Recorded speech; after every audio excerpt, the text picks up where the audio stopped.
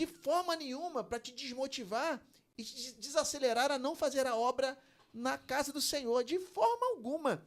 Acho que o bate-papo aqui hoje é justamente o contrário.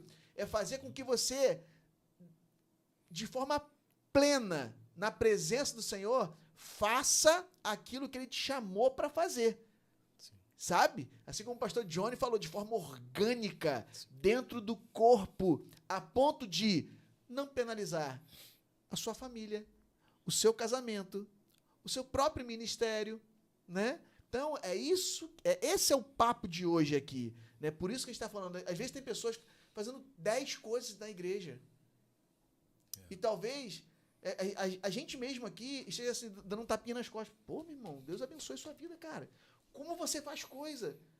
Só que talvez quando ele chega em casa, ele está assim, ele tá morto, exausto. Tipo assim, exausto. Daqui a pouco está refletindo para a saúde dessa pessoa. Ela está sendo uma bênção, entre aspas, né, no corpo da igreja, mas chega em casa, o casamento dele ou dela não é lá essas coisas. E daqui a pouco a gente está gerenciando uma separação. Sim. Mas a irmã e o irmão não eram uma bênção na igreja? O que aconteceu? Uhum. Né? Então, e eu disse que eu ia falar muitas vezes essa palavra aqui, né? O equilíbrio, seja onde for, né? Ele permeia isso. Ele faz com que a gente faça com excelência para o Senhor, que a gente atenda a nossa casa, que tenhamos um casamento abençoado. E aí é fardo leve. Aí é jugo suave. Uhum. Amém? Então, voltando pra cá. Agora que eu já falei pra caramba, falei muito aqui, hein? Mas eu quero pegar um ponto disso aí. Eu ia falar, mas eu não vou falar mais. Eu vou passar pro pastor Johnny que ele quer falar. Pastor Johnny. Fala aí, Johnny. Não, assim, só pra poder agregar. Por favor. A gente, por isso que a gente precisa... Vamos sempre conectando, né? Por isso que nós precisamos estar mergulhados no Espírito. Porque no Espírito a gente vai ter as direções, né? Para aquilo que o Senhor quer que a gente faça. A verdade é, muitos de nós estamos fazendo coisas que Deus nunca pediu para a gente fazer.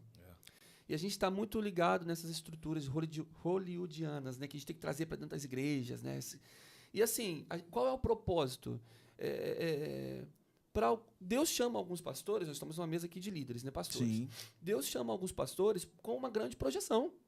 Amém, glória a Deus, aleluia. Tem pastores aqui na nação, tem pastores fora, né, do Brasil, que tem o pastor Paul Yong-Shu, é um dos maiores líderes, né, a maior igreja na Ásia. Tem uma história linda. Olha que projeto lindo Deus colocou no coração daquele homem. Era um projeto que Deus tinha para ele. Ele cumpriu o que Deus queria dele. Mas Deus chama também alguém com... eu não acredito que Deus chama todo mundo para ser igual.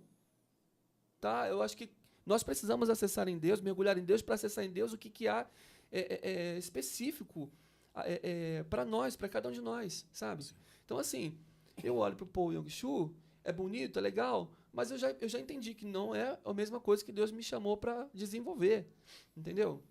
Então, a gente se perde muito nisso, nessa questão de comparação, né? Porque hoje em dia tem muito isso, a internet, as redes sociais, faz a gente olhar a vida, o mundo, né, como se fosse um conto de fadas, né? A gente quer aquilo ali, a gente olha aquilo ali, se inspira naquilo dali, a gente quer aquilo dali. Mas, às vezes, nós fugimos do que Deus tem no plano original para cada um de nós. Então, assim, a gente precisa viver aquilo que o Senhor tem para nós. Esquecer, né? Porque quando é fardo, quando está tendo transtorno, gente, não é de Deus. Não é de Deus. Aquilo que Deus pede para nós, algumas vezes vai ser desafiador, sabe? Vai ser desafiador. Mas existe uma plenitude dentro de nós. Existe uma confiança, existe uma satisfação.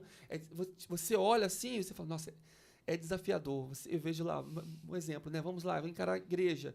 É desafiador. Mas o que fala mais alto no seu coração? Sem dúvida. Então, isso é parâmetro para você saber que é de Deus. Agora, seu coração está com medo, tá tudo, você não tem paz. A palavra fala em Colossenses, né? Seja a paz de Deus um árbitro no vosso coração. Então a gente precisa entender isso.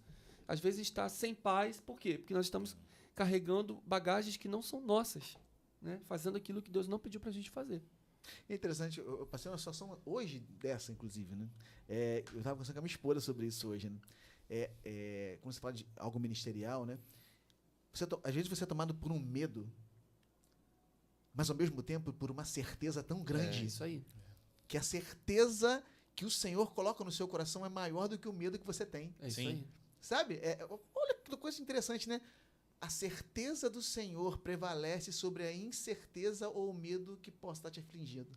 Deus é maravilhoso, querido. Sim. Então, se é plano de Deus, vai acontecer, vai fluir. Sim. Quer falar, pastor Vitor? Assim, eu tô pensando aqui, né, o que realmente eu estou vivendo nesse momento, que é isso, né? São muitas incertezas. Eu não posso dizer que são incertezas, porque eu já tenho certeza do que vai acontecer, né? Assim, porque você está mergulhado no espírito. E não é. Isso não entendam isso como uma soberba, né? Porque às vezes a pessoa, né, pode achar isso. Não, mas poxa, mas é por quê? Porque você é mais espiritual. Não é isso. Hoje isso é possível ser acessado por qualquer um de nós. O véu já se